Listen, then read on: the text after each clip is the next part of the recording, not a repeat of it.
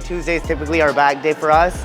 We like to spread out our week. We have 6 intense training days a week, but in the middle of all the mix of the crazy things, we have a back day, which kind of helps us with recovering, especially between our 2 leg day and our strongman days. But nonetheless, we leave in 7 days for Scotland, so we're slowly gonna start tapering down. I do have one heavy session left. I know that a lot of people are already tapering down, but my schedule's different. I still have another show after Scotland, and I still have my eyes on the rest of finishing this season strong. So work's not done, still a week to go before we fly out, so stay tuned. We'll keep you guys posted. Thank you.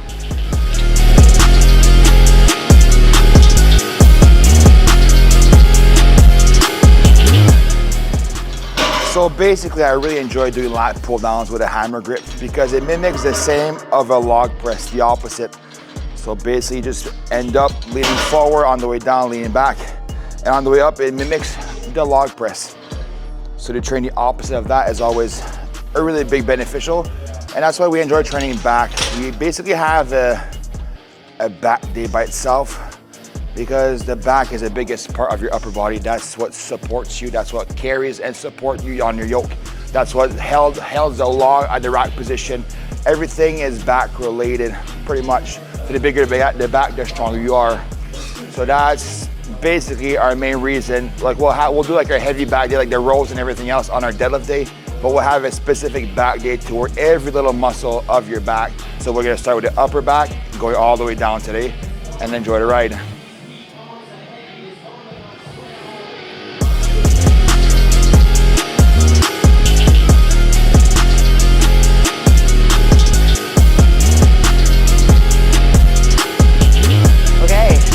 Exercise number 2, Smith machine barbell bent over rows.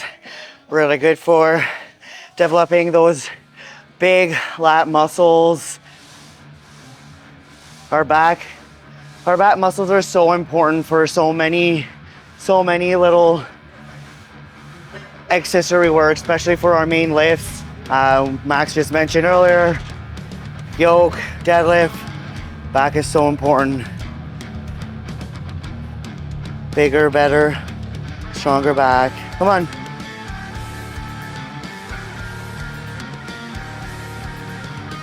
Joey, je sais pas si je peux faire ça. Last week, je l'ai skippé, jump right at 2 plates.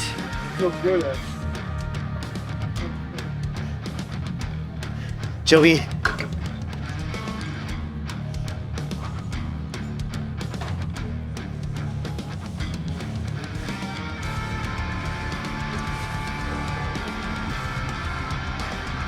Check.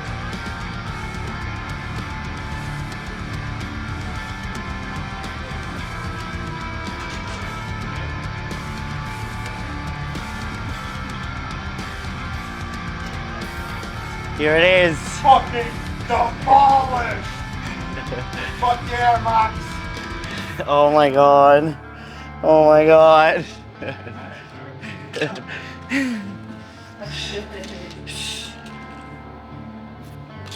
I'm gonna go refill.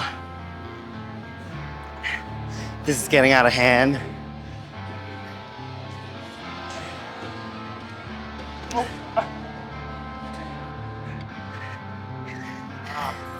Clean up ego on Al dumbbell. I got a booby crab. We got a spill of ego. Oh yeah.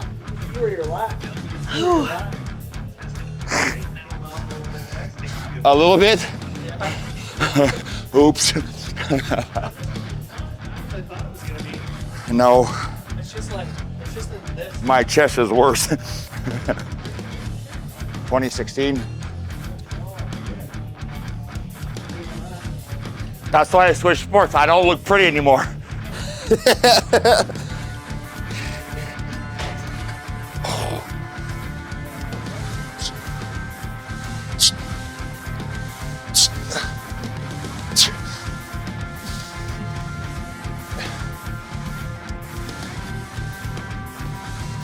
The reason why I look so small is because they're two IFBB pros. Oh, is that the reason? Let's be real. That's your excuse? No. Hell no. He said, oh, the reason I look small is because they're IFBBs. If their status is your excuse, then you're not doing it right. And Joey. Still the biggest fucker in here. That is facts. Facts is facts. Look at the cutest. You're the handsomest.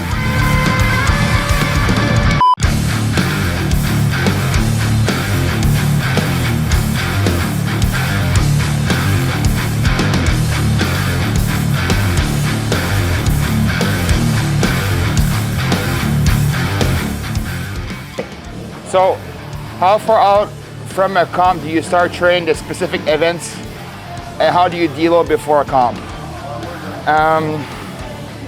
It all depends what your schedule looks like. For me and Sam, we have maybe 7 to 8 shows a year, so we prioritize on what's on our bigger events for event training.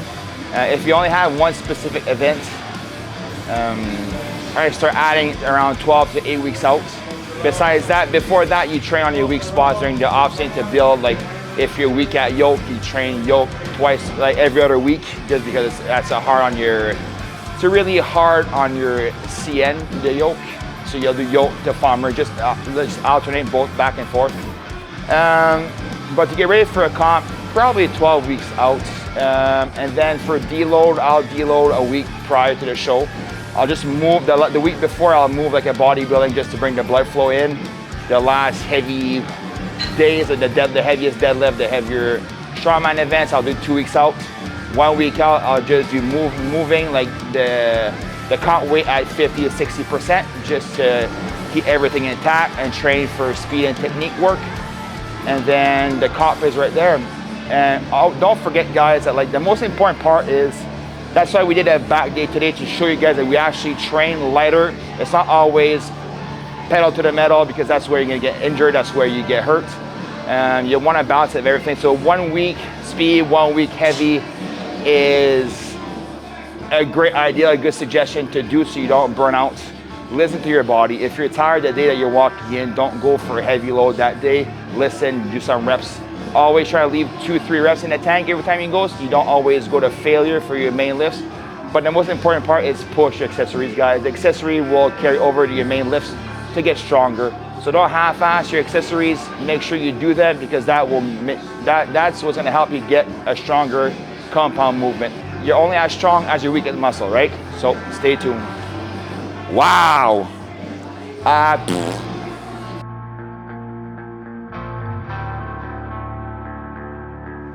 It's an amazing show. It was nice. It was just the timing for that show is not great, because I'd rather Sam focus on OSG than me going there a week before a show. And I just need to pick and choose my shows nowadays. Like, I just want to focus on. Well, this year was Giants Live. Like, Giants Live. Straight up, you needed to get that podium at Giants Live for. Yeah, because I just lost my invites for all the big shows, so that was just a climb back.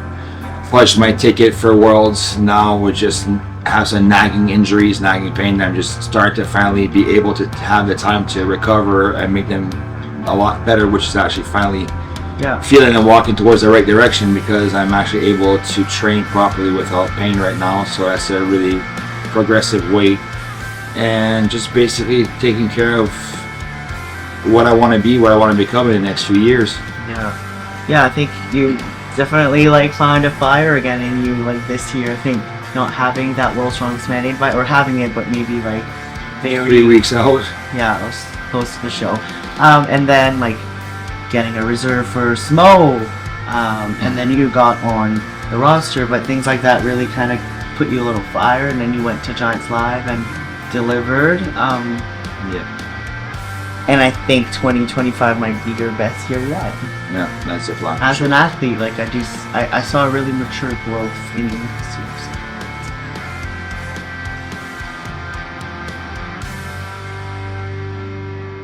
This is a hard question. It's basically, until an injury that we can't compete anymore, or the love for the sport is gone. But for right now, the plan is to be as strong as I've ever been. I finally have a building season. We finally have nothing else to focus on except for our careers as of now, because the gym is full force. Strongman Corporation is going really well, and then just basically growing the sport. And post strongman career, just giving more awareness for strongman, or just another adventure that we can focus all our time towards that, I guess.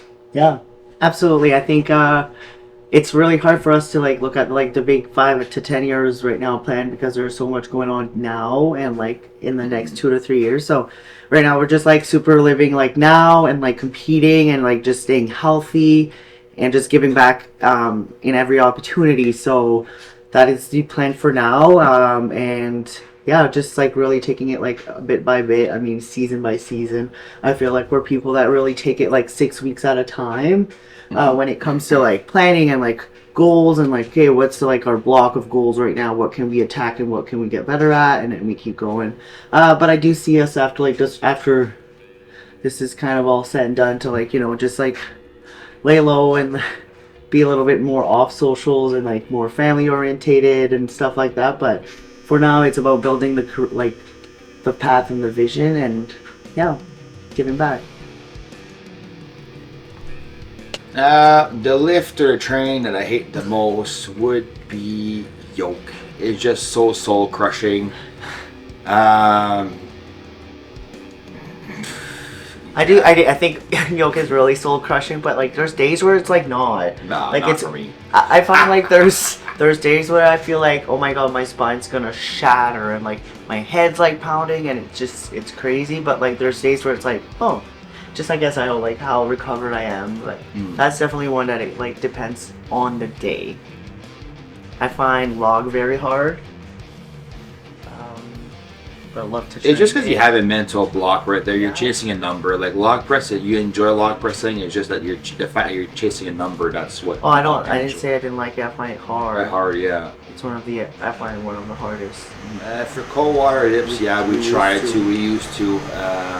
We need a new system. We need a better system. We need to find a tub that's like reliable and that's super low maintenance. I think we might have found a couple that we're gonna be able to probably get our hands on, but. For now, right now, it's just about like